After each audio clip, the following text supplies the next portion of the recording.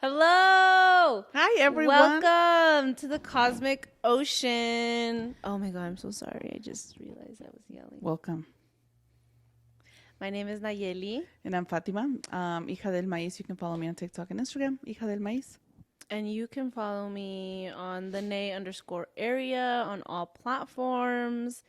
I go live on TikTok. You can book me for one-on-ones. So, here in Colorado, in Denver, Colorado, we reside on the unceded land of the Cheyenne and Arapaho peoples, amongst many other peoples who have walked this land.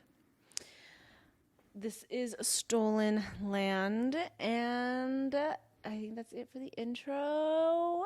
So, last week's episode, we talked about neutrality, and at the end, we said that we were going to talk more about black and white thinking.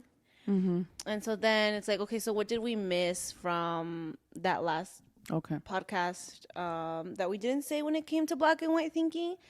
But black and white thinking and neutrality, or releasing black and white thinking and neutrality, I say that. It's like the same thing. Like you can't be neutral and have black and white thinking. Agree. So it's like being on one extreme and then the other. Well, black and white thinking, it's one extreme or the other. Okay, yeah, it's never going to be that neutrality. Right. Because it's like, think about, you have black and you have white here, right? And so the goal is neutrality, which is gray. Mm-hmm. But if you're stuck in the white, then you can't get to the gray and you can't get to the black. Mm-hmm. Mm-hmm. So it's like all or nothing. What we were, the theme from last week, right? And so this isn't just I think we were talking about it when it came to really big matters like politics, ride or die. Mm-hmm. But I don't go. And I think that in relationships, we didn't go too much into it. We talked about politics, but I think in relationships, it comes up so much. It just comes up so much? That black or white thinking, right? That it's like, especially like in the Mexican culture, I feel that it's like once you're married, once you have kids, once you move in with somebody, then that's it. Mm-hmm. That's it. Mm-hmm. You are stuck there. You're gonna stay there. You're gonna make it work no matter what. Mm-hmm. And I think that's part of that black or white thinking that we are taught. And it could be because of religion. It could be because of our culture. It can be because of just the way we grow up, right? Like, I think that back in the day, we got married, and the Mexican culture got married really young, and you had kids, and you died young because you had so many kids. So, like, you kind of were stuck. But, like, now it's different. Now we have, if you are in a toxic relationship, you have options. You can leave. It doesn't mean you're breaking up families, because families aren't necessarily a husband, wife, and kids, right? Mm-hmm. Some of it could also be, like, not... I'm trying to think, because we're both black and white thinkers. In relationships, or what are you thinking? Cheddar chips right there. In relationships, like black and white thinking. Oh, if you don't like what I like, then we can't be together. That we have to do everything together. Or we have to do everything together. Or basically it's just, it has to be yes or it has to be no, and we both have to be on the same page. And if it's not yes or no, then we can't. And it's like, I think what I've learned too is that nothing is like that. Nothing is yes or no, black or white. Nothing. No. And then one of the things I learned in therapy, it's like, in a healthy relationship, like once you're in a relationship or cohabitation or coexisting with somebody, right, that it's not necessarily about like being the person in the relationship, but making sure you keep your own identity, keeping your own self, and making sure that you keep doing all the things that you love, and keeping your identity. You having that differentiation of self. Mm-hmm. That is so, so important. I'm going to bring up a different subject that has nothing to do with black and white thinking. Go ahead. But, so I'm reading this book called Mastery of Love by Don Miguel. Have you read it? Oh, no, I want to read it. It's really pretty. I really like it. And he talks about how, well, then the black and white thinking too, really quickly, would be good or bad too. Ooh, that's there's a good one. And there's bad. And there's something that Don Miguel and in our spirituality we talk about, but I liked Don Miguel's perspective because it gave me rhetoric to use that I didn't know. So we've always been told there is no good or bad. There's no right or wrong. There just is. Right. We learn through spirituality that our ego is the one that wants to say this is right, this is wrong, this is bad, this is good, whatever. And then to our humanity, the matrix makes us want to label and understand what's bad because of everything that bad people do, And right? because they use the bad to create fear to control us. Right. Mm-hmm. So then that's when it gets a little difficult. And we did talk about this very briefly in the podcast. It's like, okay, well, I've had to sit down and have conversations with myself of, okay, what is bad? And how can I make peace with saying there is no bad when I have seen what bad is, or I have heard what Okay. bad is, or we have lived it. You know what I mean? Right. Ooh, And so then Don Miguel says, that's a good one. right? It's like, how, like, I don't know what to say, I don't know what to do, but living in that neutrality of understanding, okay, well, this is me living in that neutrality and releasing the good and bad is saying, look, I know people do shitty things, and I know people do some like really like horrible things, but they were not born like that. And that is where I stay in the neutrality and like against the death penalty and whatever, Ricky's. But because knowing that they were not born like that, knowing that they were born with being love, and that was just the way that they were conditioned, or because of trauma in whatever context, like, that helps. But Don Miguel specifically says that's disease. So there is no good or bad. There is only love and fear is disease. Dis-ease. So the dis-ease. body being in, so if you separate the word dis-ease, so not being in ease, so the body is not in neutrality, it's not in homeostasis, it's not balanced. And so then it's like, when you, let's say he uses this analogy of, basically what he's trying to get at is that you don't condemn, punish the person because they have a disease. You look at them with eyes of love and compassion, and you do what you can to help during their healing process and accompany them. And I think that looking at it at that perspective is really beautiful and helps with the compassion and with the love. And I think that's really important, especially it's important to note that it's when the person wants to heal, right? Yeah. If the person is not acknowledging that they have a problem and they don't want to heal, then that's a different matter. I totally think that it's something. But that doesn't mean that they're bad. Right. They just made bad choices. They just have a disease that makes them operate from fear and ego. Because when you look, okay, devil's advocate over here. So when you look at murderers, me. Oh. What about murderers that don't repent? They're not bad people. They were not born bad. They weren't. Then There they is weren't no born good bad. or bad. So they weren't born bad, but then they made some choices that did not align with their spirit, and caused disease in their body. But then that's also something that they have to live with. Of course. What's the devil advocate? So then the devil's advocate is like, how can you say, like, but if they don't repent, how can you, as a person, like, if they kill somebody that you love, how do you forgive them? Or how do you deal with that?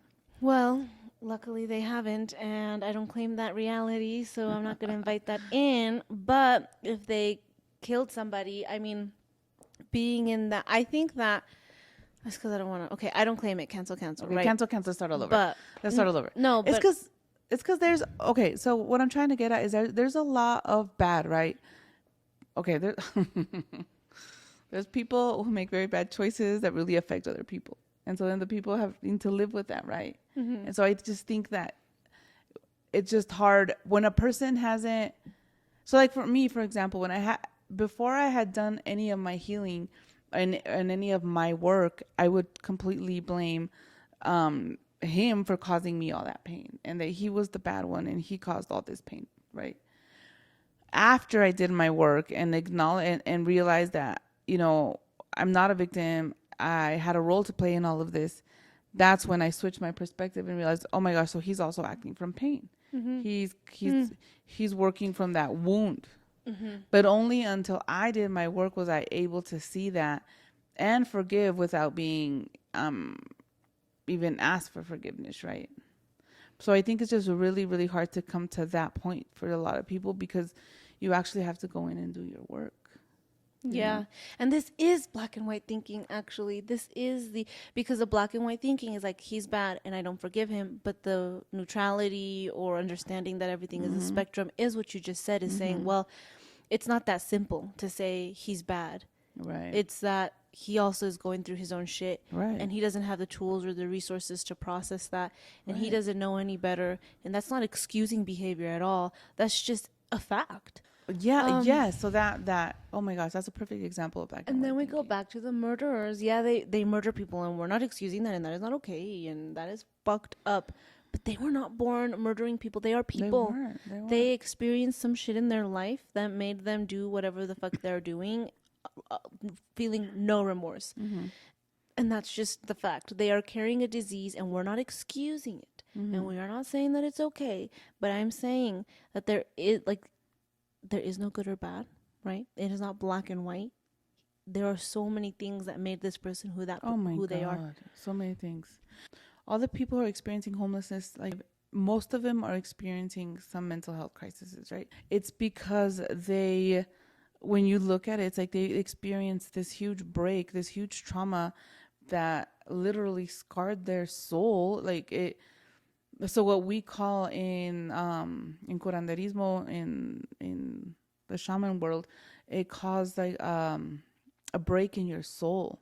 So it's ¿cómo se llama? I had the word. And you have to do a soul retrieval. It was I know that, but I don't susto. know. So one of them is susto. So it calls susto.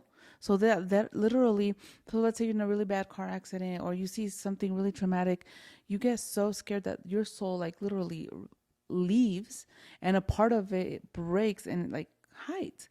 And that's also what happens with a lot of victims of domestic violence, of sexual assault, of big time childhood traumas, that their soul starts being fragmented.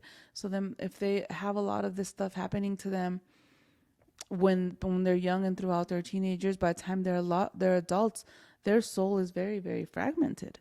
So then what has to be done at that point is like Their soul or their spirit?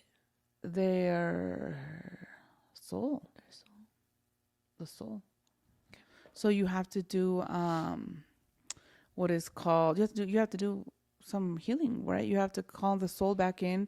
You have to heal those traumas because the body is running in dis-ease. So then what happens is, because of all this soul loss, the individual is not functioning well.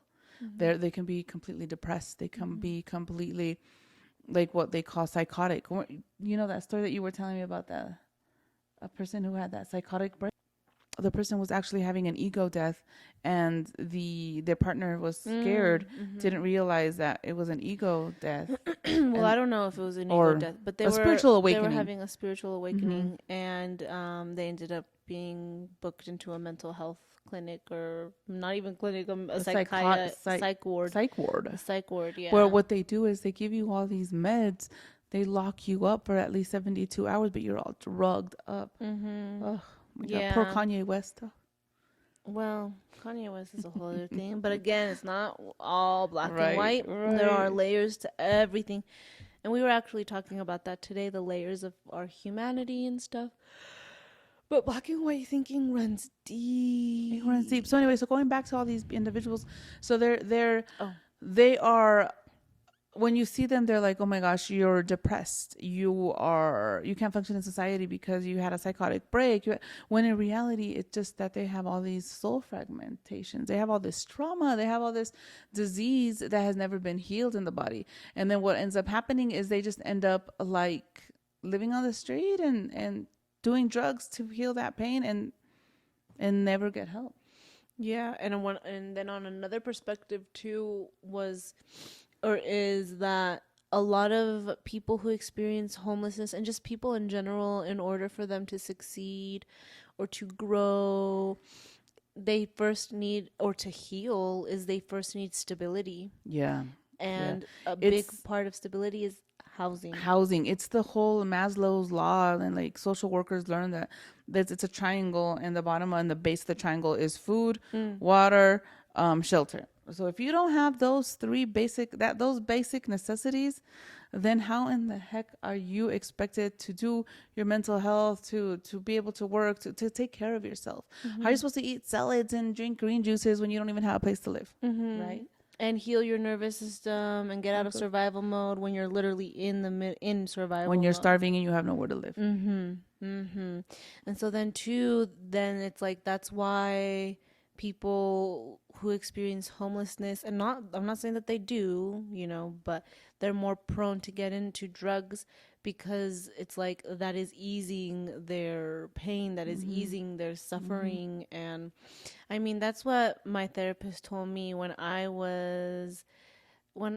came back to her because I was living in the car, smoking a lot of weed, and I couldn't get out of that cycle, you know. And So you thankfully, it was experienced this. only I experienced it. I did, and thankfully, it was only weed. It wasn't anything insane. I think, oh my God, I think if I would have gotten into anything else, game over.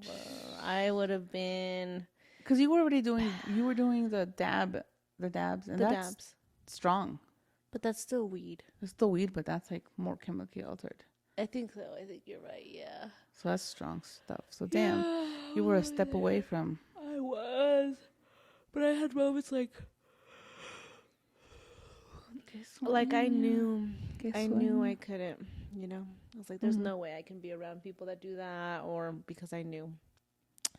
But anyways, yeah. So I did live that, or to a certain extent, because I had it compared to other people. Oh yeah. No. But you experienced some sort of. So I do understand the importance of stability, and going back to it's not all black and white. It's not as simple. But then also, I always think whenever I see a homeless person, I just thank them in my head and thank them for being here and taking on that human experience because I don't have to. And then a lot of the other, like, I think that, oh my gosh, one of the big things that one of my teachers at one point was talking to me about also with the whole black and white thinking, that they go into, you know, individuals have all this trauma and then they start to compartmentalize, and then they disassociate. And so they learn that since they're little. And so then when they're adults, any kind of trauma, any kind of thing happens and they're disassociated. They are gone. So it's like they can only live in this super really chill, calm little world, and if there's any stress, anything, they're gone. They're gone. And I think, like, for me, that was super. I didn't realize how good I can do that. I would disassociate. I think it's really easy just to leave and not worry about it. So I think that just comes down to maybe not even so much black and white thinking, but it's just like living in that dis-ease that we've been talking about. The black and white thinking. And when did we start living that? When did we start experiencing that? The black and white thinking? No, when did we release that, you know? Because that was recent. Yeah. Oh yeah. I think I started working on it in therapy when my therapist was like, you cannot be only thinking in black and white. And I was like, what? Because I kind of always held that as a badge of honor. Because, you know, I'm in the legal field, and for me, it's black or white. It's a yes or no. And so I would hold those standards at work and with everybody. With mostly everybody. So it's like because it's very normalized. Yeah. Like, not even just 100% in your field, but just in general. Because then we go back to people do pride themselves in being ride or die. Oh yeah, like, have you seen hella loyal? Oh my God, yeah. And now so before I'd be like, oh hell yeah, I'm so right. Okay, I'm not gonna say that again. But then now I see that, I'm like, oh my God, you poor thing. Because then you also, it's like all that trauma, all that shit that you carry because you saying. But then also it's like, you're right, people pride themselves, but it's so toxic because I remember I would be very yes or no. It's a yes or it's a no. So if somebody, going back to what we were saying, if somebody's like, no, I can't go, okay, you're cut off, you're not my friend anymore. You don't love me, you don't care. Right? And same thing with family. So I was very, very I was very judgmental, of my relationships around me, of all the people around me, because I would hold them to this extreme. Very extreme, because I would hold them to this black or white thinking. And so if they wouldn't do what I needed them to do, then they were out. Out. Yeah, and then I think, well, When do you feel that you started paying attention, or when did you notice your black I and white? had noticed it for a while because of therapy, but I don't think I had. There was a different level of it. I don't know. I feel like it was superficial in the beginning. It wasn't something that I applied to every area of my life, or I just didn't care enough, but I knew about it.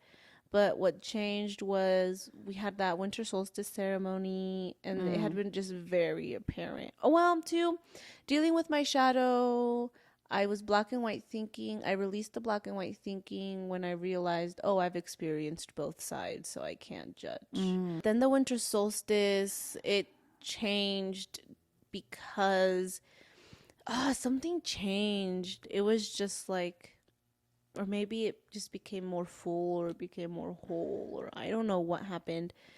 That I think I just saw it more in. Was it that you were kind of able to release it? Yeah, I think it really was releasing it. Yeah, I was releasing it, and then it was living it, because that's exactly what was meant for that. That was supposed to happen. Oh, beautiful. Yeah. So what was your big black and white that you were still holding on to? I think it was just the fact that it was just there, that I would still use it. So it's not like one specific area in my life. I think it was all of it, because then after that it was okay. Well, if I don't want to, then that's okay. That doesn't mean that I'm bad or that I'm good or So whatever. it's the good and the bad. Because you're not really saying because I'm anything. not even thinking about. It's because I can't think about specific examples. It could be. Okay, it's because it's every aspect of my life. It's not just one. So perfectionism. How much I put into my job. That everything has to be perfect. Everything has to be perfect so that it could be good. That I have to put so much effort into it so it could be good. So yeah, the good and bad, but also the right and wrong. Like, oh, I'm not doing my spirituality right. And just in romantic relationships too. That was a big one. I don't have to give my all, and boundaries are okay. And if I don't want to, then that's fine. And then labels. Do I have to label everything? And then it goes back to my understanding. So it's not just one thing, you know? And I think it's like, if you listen to the podcast, and it's every aspect, it's everything that I've talked about. Within everything that I've talked about, there is some sort of black and white thinking that after the winter solstice ceremony, it was just like, oh, wow. Oh, wow. That's really just, good. I could just be. I don't have to be in my head all the time, because I think going back to the black and white thinking, I was just in my head all the time. You know what I mean? You were just constantly overthinking. I just constantly had something to say. I had something to counter every single time in my mind. So like excuses or reacting, or like you were always ready to fight. Judgments, yeah. Catching hands. Because, it's because I'm trying to think of examples, but no, but I think you're right. I think like you explained it last time, that when it went down to the political things, that you always had something to say. You always had something ready to. Right. And that makes sense in everything, right? Because when we would be like, let's say I would be like, oh, why haven't you done this today? Oh, well, this and this and this, and I do this, right? Yeah. And I think that would go back to just not feeling comfortable where I was at, because where I was at wasn't right or wrong, wasn't good or bad. And you don't have to have excuses. Right. You are where you are, and you're going through what you're going through right now. Right. And there is nothing else but just here. But the black and white thinking kept wanting to take me to a place. Does that make sense? It's like society also. It's like society always wants us to overfunction. Overfunction, and that we constantly have to be doing something. That we constantly have to be producing something. And it's like, it's okay if we don't. It's okay if we chill. It's okay if we just relax and just watch, right? Be an observer. Be an observer, and then more than that, just enjoy where you're at. Because I think to the black and white thinking, the being pulled to, well, you can't just be here. You have to go. One way or another, you have to go somewhere. that one kept way me or another. from enjoying where I was at. And I think being for you specifically is because your job is not a traditional job.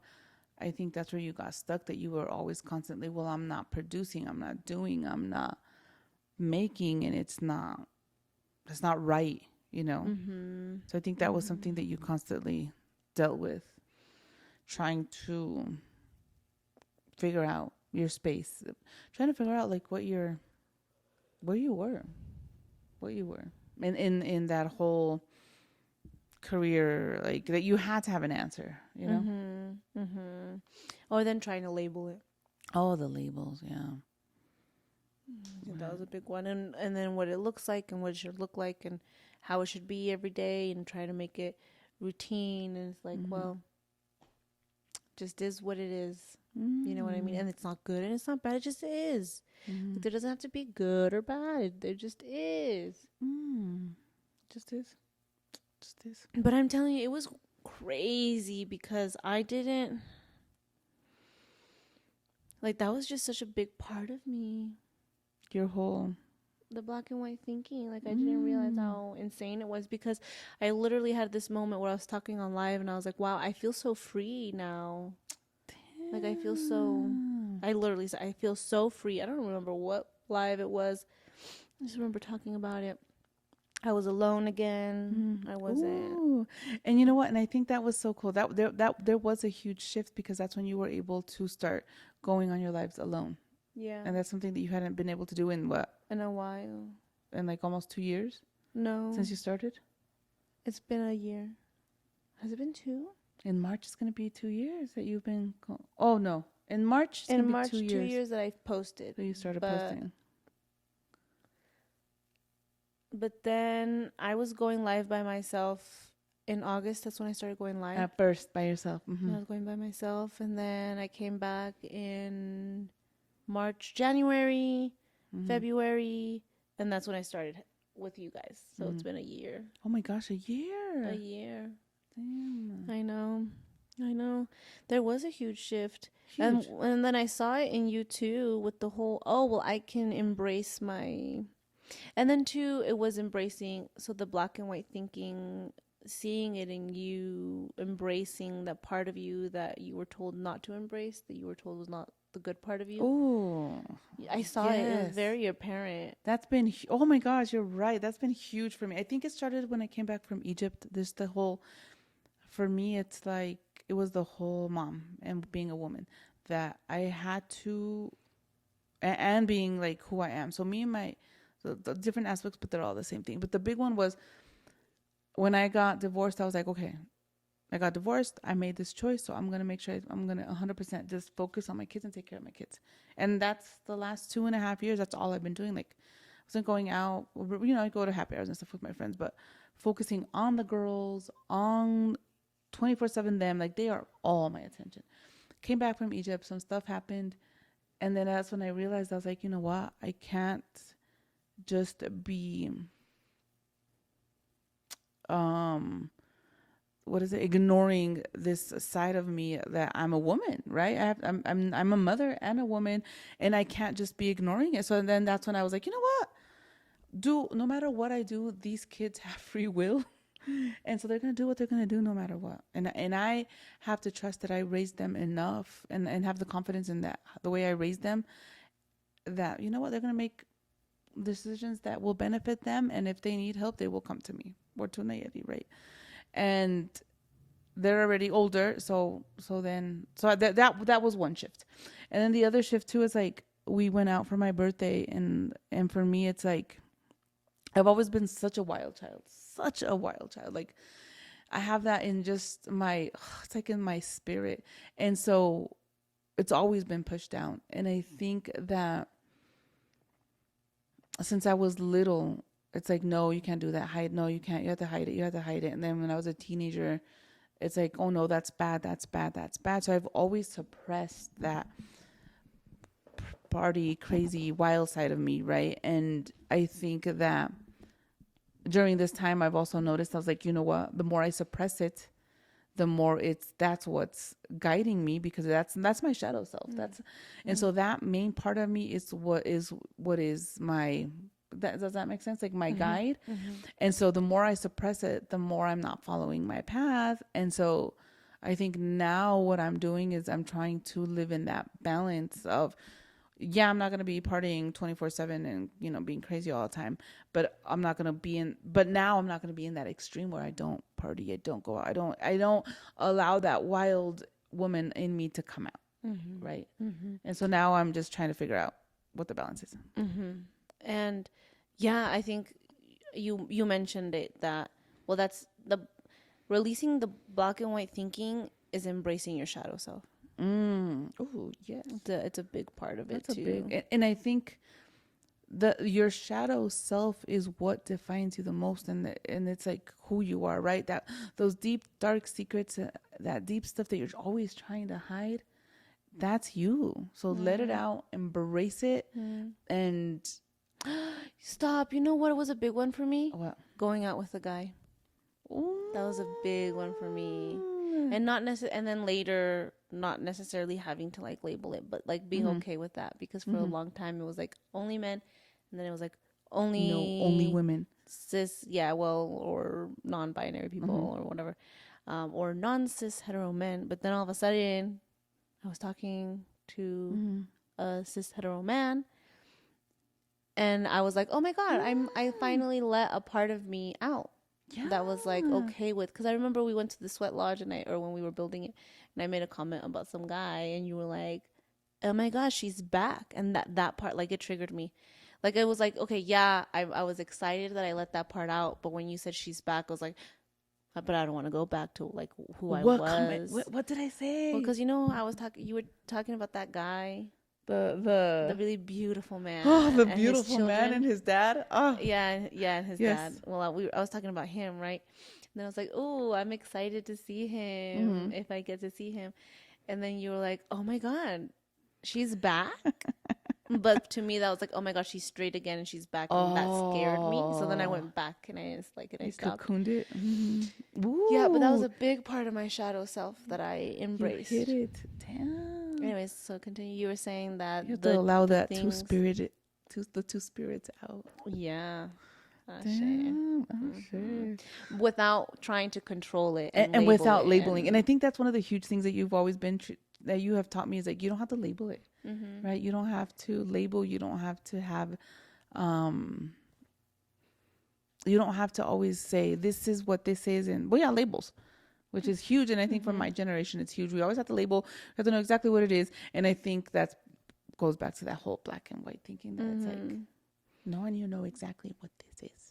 And it can also be a trauma response. Like, if I label it, then I understand it and I know what the parameters of it are. And I know that if I just go to the left a little bit, I'm going to be not safe. So if I stay in the space that I need to be, I'm safe.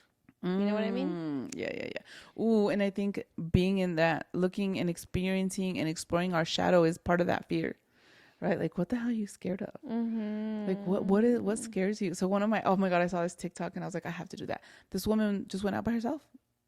Like, and she went out to the club by herself, to the bar by herself. And I was like, oh, that scares the shit out of me. That scares me so much.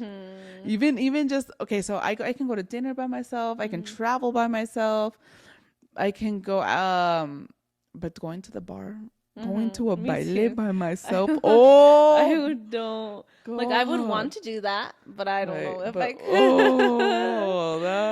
So maybe eventually it'll be on my bucket list. Maybe this year. Yeah. My next step is being able to go to the baile without having a partner. You got it. I think that scares me. But yeah, embracing your shadow self, that's such a big one.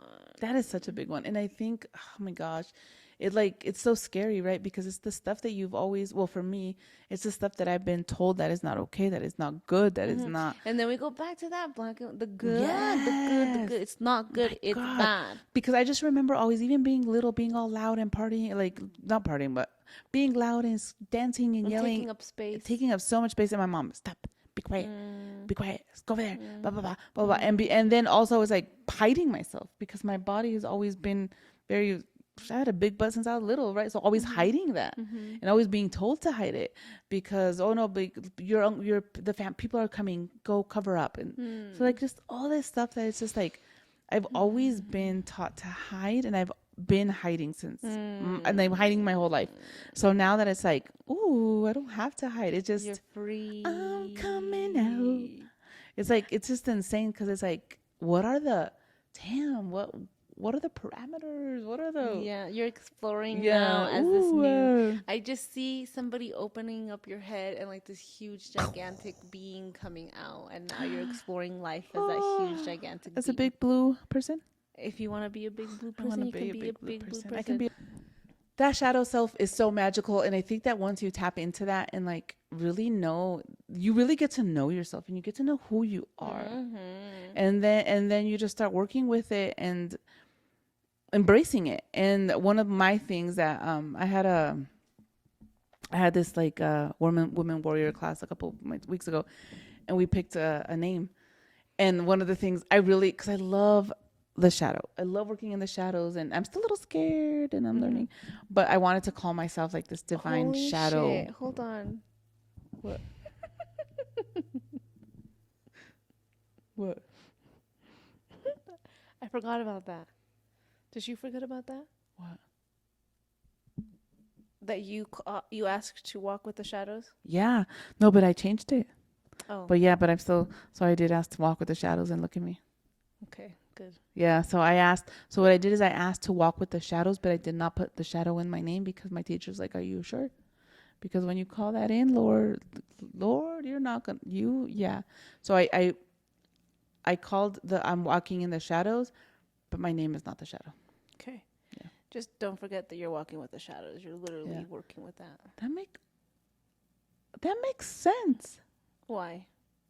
Damn. I don't know. I just feel like I've been kind of like doing a lot of stuff that scares me and kind of being in spaces that I'm usually not. That's so interesting. Keep sitting with that. Let it marinate. I will. But there was something that you did say. Well, I think you said it. That embracing your shadow self is just, you learn how to really embracing your shadow self. You're learning how to really love yourself. Yeah. Like that's what it is. Yeah. And then going back to that Don Miguel book, because I didn't say my point. Yes, a disease, but also he talks about how love, and I actually really love this fucking analogy. And I love that he talks in analogies because that's how I understand things. But first of all, he's like, and we've talked about this, you can't love until you love yourself. Like, yeah. Because then you don't know what that is, and you can't fill from an empty cup. 100%. But then he gives this story of like, okay, imagine that you have this kitchen that gives you food. It's a magical kitchen. It gives you food all the time. It's an unconditional surplus of food. You can invite people over. You always have people over. You give food away because it's just, you don't have, it's not finite. It's infinite. And it's just, you love it. And then somebody comes and knocks on your door and you open it, and they're like, I have this pizza. I'll give you this pizza only if you do what I want you to do, but I will always have pizza for you every single day. You're going to be like, bitch, what the fuck? Ew. I have a magical kitchen. I don't need that. What the fuck? Get out of here. Is it even gluten-free? And then, but now let's switch it. Let's say that every day you're starving. Every day you don't have food. And then the same thing happens. Somebody knocks on your door. I have pizza. You'll say yes. Because you didn't know, you don't know where your next meal will come from. That's the best option for you right now. Right, exactly. Ooh. And so you'll be there and you stay there, and then you become dependent on this person, and then you start freaking out. What if they leave? What if they find somebody better? What if they give away my pizza and give it to somebody else? Like, now what? And so that's the same. The pizza is the love, or the food is the love. You do have an unconditional surplus of love. You do have that magical kitchen within you. But because of so much trauma and not embracing our shadow selves, we think that we have no love. And so we go looking for it until somebody gives us that love. Then he goes, and that's how you find yourself in those types of relationships, and like those codependent relationships where somebody's a provider and somebody's the addict. Damn. Yeah, and me quedé como in shock. And he's like, well, that's why it's so important for you to love yourself, for you to recognize the love within you. Jeez. And so then adding the embracing your shadow self will do that for you. Oh my God, that is so beautiful. It was. That I is was so like, beautiful. damn. I want the see infinite you. kitchen. I don't want no pizza. Yeah, fuck that. I can make that pizza or better. I can The make fuck? that. Yeah. Oh my The God. fuck? That is so good. I have caldito right now. Shit. Yeah. That's good. That's caldito. Did you taste it? Yeah, it was really good. It tastes a lot like ginger, so I wasn't expecting that, but it was pretty Oh good. yeah, I threw some ginger in there. You threw a lot of ginger in there. I was like, oh shit, it's a little spicy. Damn, that is so good. And I think it's like that is something with love that we expect other people to come give it to us and to fill it into. And then we're always looking and like, and even like with me, because like I've been single for a long time now and you know, divorced and single. And it's like sometimes I'm like, oh my God, am I ever going to find love again? You know, am I ever going to find somebody who will give me the infinite kitchen and not the pizza? And well, now what do you know? Oh, that I give it to myself. You first. are that infinite. I am Yeah. that, yeah. And then, well, that book is so fucking beautiful. Oh, when you're done, let me read it. I will. That's let you read beautiful. it because he just goes on to say it's like it's a partnership, it's a relationship. It's like you have a dog, right? And or a cat or whatever, and you come home from work and it's just happy to see you and it just wants to spend time with you and you're chilling. And if you don't want to spend time with it, it's not going to take it personal. It's just going to go play by itself. And that's what relationship should be like in the sense of you have no expectations for another and you just show up for what it is. Right. And you take care of your part, they take care of their part. Nobody is trying to be responsible for each other's happiness. Is so beautiful because I think that we're taught, I don't know if it's just culturally or if it's culturally in the society wise. Yeah. But that's like society culture, right? That's the thing. Yeah. That you do it so Community. much it becomes generational culture Yeah. or I don't know. That so basically it's like you take care of the other person. That's your job. Yeah. I think it is more than just like heritage or whatever, Mexican, whatever. I think it's everybody. society. Human Society. culture. Yes. That it's like, oh my God, like those sayings, your better half, your media naranja, your I think even we kind of goes into the twin flame thing, right? That it can be so. Well, I don't know a lot about twin flame, so don't quote me at all, or don't ask me. So I think that it's like you are whole as you are, and you don't need somebody else to make you whole. But then also once you find your partner, the person you choose to spend time with, or your life with, whatever, you don't need to make them your whole life. Right. And I think that's so beautiful how that you have to learn how to cohabitate with each having your space and your stuff and your ideas and not having to be that total enmeshment, codependency, craziness. Yeah, and I think it is 100% human culture, but because trauma gets passed down, and we are not the type that heals or in the past, and now come on, you guys, we're here to heal, we're here to wake the fuck up, we're here to end these cycles. But I think that's how it became human culture because we refused to heal because we were so comfortable in these spaces. Damn. But yeah, fuck that. After my whole moved in with somebody right away, I'm like, I could never ever again. I can't. I'm sorry. Like if I'm ever in a relation, I need my own home. I think You that can after have your being home. single so long, I know for sure I will never get married again. I'm not going to get married. But I don't think I can live with anybody ever again because just having our space, doing whatever we want, having my stuff, leaving my stuff wherever I want. I mean, You're your own person. I am and I'm such a big person. Whew. That's so true. You And are. I am not going to ever dim it down again. I'm not going to make myself small ever again. I did that too long. Yeah, that's shame. Oh, that's self-love. Because you God can't. damn. You know, that's at the core of everything. The core of everything. It's just insane how, like, even as babies, if you don't have, I think it starts as when we're babies, right? They teach us, or whatever we learn when we're little, especially when we're little. If you don't, anyway, going back. Okay, well, hold on. Maybe. So in the book, Okay.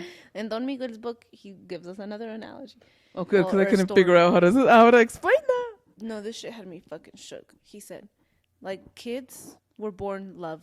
That's their. Oh, yeah. That's who they are. They're love. We are all love, but they were born like that, right? before all the Shit. conditioning and the trauma. Mhm. But this is how it happens. So they're Conditioning. born Ooh. love, and he's like, the little kid just running around in the playground. Mhm. But the mom is traumatized, conditioned, assimilated, whatever. So she's freaking out and has all these anxieties and has disease in her body, Mhm. dis-ease in her body, all these anxieties, all these. But what if this happens? What if? But none of this has happened. It's just what's been told to her or what she grew up with, whatever. So she sees her kid who's running closer to the street, and she's freaking the fuck out, and she runs towards him. And again, black and white thinking. She's not in the wrong. If she's running, if the kid's running to the street, of course you're going to freak out. So she's not in the wrong. But at the same time, she still has that disease in her body. She still has all that fear in her body. And she's born love. That's why it's disease. Because the fear has replaced the love. Anyways, so the kid's having the time of his life playing. And the mom starts going after him. And he's like, "Oh my God, we're playing. She's chasing me. Yeah, hell yeah, let's get it." And so he's running around. She's freaking the fuck out. Finally grabs him, and he's laughing, and she hits him, and he's stunned. Oh my! And he's confused. God. And that taught him, well, when I'm happy, when I'm love, Ooh. when I'm free, I'm gonna get hit. something's wrong, and I'm gonna get hit. Ooh. And now that also taught him. And now I can't trust my mom. Oh my God. And that is so natural. So I just think about how many times. Wait, but first of all, hearing that story, isn't it also a shock? Yes. Oh my God, the poor baby was so happy right? and love and bliss, and Right? I can Like, just feel the slap. Me I think too. I felt like when my mom slapped me when I was 2. Me too. No, you know what I remembered? I remembered when I broke my collarbone. I was 2 years old.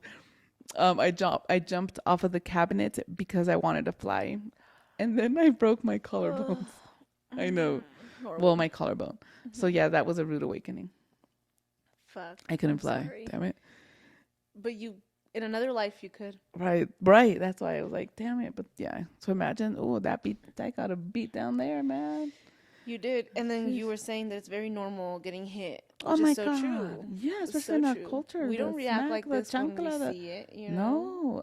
Oh, But in damn. because we don't see the kid, we don't feel the kid. We don't realize that the kid is in such a bliss and joy and Innocent. love and innocence. And they don't have all that. Oh my God, they're going to get run over. The car's coming. The dog's going to bite you. Blah, blah, blah, blah, blah. Because we're naturally in that state. Damn. Because we are naturally in the dis-ease.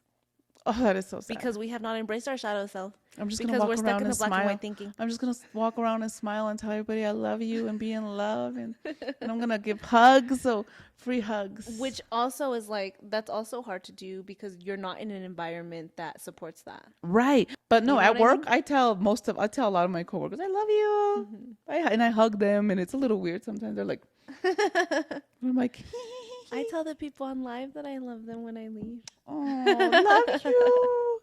But it's just so beautiful because it's a genuine, beautiful love, and it's like not this crazy psychotic love that we're taught. It's just this pure love, pure bliss, like the little boy, bliss, joy. Yeah. God damn, that makes me so sad. For a little boy. I was like, cancel. Oh my God, the shock that went through my body when I read so that. I was like, damn. I know. But that's so real. And La chancla. I'm going to let you read that book. The cinto. Oh. I remember we'd always... También. Don't forget, you're my mom. So you remember. I remember too. Anyways, continue. Well, I guess I won't say anything. Just kidding. Go ahead. No, I just remember from church. I just remember like Dora and I and my sister, we'd always be laughing at dinner. And so we learned right away that you don't laugh at dinner. Because we would get smacked. And so all those little things that they took such joy away, such bliss. Yeah. But then also remembering that, where our parents, where your mother came from, that dis-ease in her body. And I'm sorry. No, it's okay. It's okay. Damn. But that just validates, reinforces my not wanting to have children. I know. Because one I little can, thing, one little thing, but two, I can try my best to not, and that doesn't mean that everybody around right. me Then you will drop do them off that. at your crazy crazy grandma's house, or the great grandma's the house. great grandma's house. Oh. And two, I think embracing the black and white thinking, or releasing the black and white thinking, and embracing the shadow self also sets up for a beautiful opportunity to expand your perspective and to expand your spirituality. So beautiful. So beautiful. I'm so excited. Like, maybe somebody should have a kid. Girl, what the fuck? What so are we you can talking about? So we can raise a beautiful little love light over here, a little light being. Home. Like Patricia. Like Patricia. All of her children. Oh, all of her children. All of her, my but she children. is in that little special age. Yeah, Patricia is. She's still 4. She's 4, so she's so cute and innocent. And my sister was telling me a story that they were. She's having another one, you psycho. So go over there. What the fuck? Don't be giving me that side eye. I would like some grandkids. Ew. My sister was telling me a story that they were at my grandma's, so the kids' great grandma's house, and it was her 95th birthday. They had her cake and stuff, and my little niece, she's 4, that she was sitting there going like this. And the Dora, my sister, was asking her, "What are you doing, Patricia?" "I'm putting a spell on it." Really? Did she ask her what kind of spell? I don't know. I think she freaked out because everybody was looking at her. My aunt's like, "What's she doing?" So then Zora was just like, "Oh my Nothing. god, oh my god, yeah, nothing." But then too, Grandma also told us how, because that's our little reincarnated baby. Yes. She's a little old lady. Yep, total old lady. And Grandma told me that she walked into my uncle's house and was like, "Oh, this is a nice house. This is a clean house." And she's 4. And Dora was telling me that she walked into her room when they were staying at Grandma's, and she was putting on what are they called? Stockings? Tights? But like the old lady ones. Oh my god, how cute. And Dora was like in shock because she knew how to put him was on. doing. Yeah.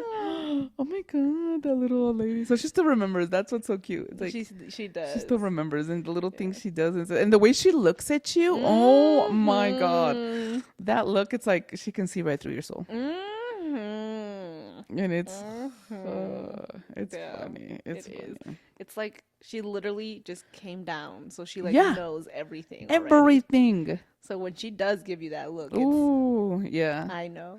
And you're like, what do you know? Oh my god, I wonder who the new baby's gonna be. I wonder if it's gonna be one of our reincarnated. Well, yeah, because remember what they told her? Did I tell you what they told her? Did I tell her what they? Yeah, that she was the one that brings in the healing. The healing. Mm-hmm. She's redoing it. That's amazing. She's the new matriarch. Oh. No, she totally is, because she is breaking these cycles, bro. Which is, girl, you're so brave. You are so the bravest of all of us, man. Because the bravest. Well, I can't even. You can send me a little text when you hear that. Gross. To my sister.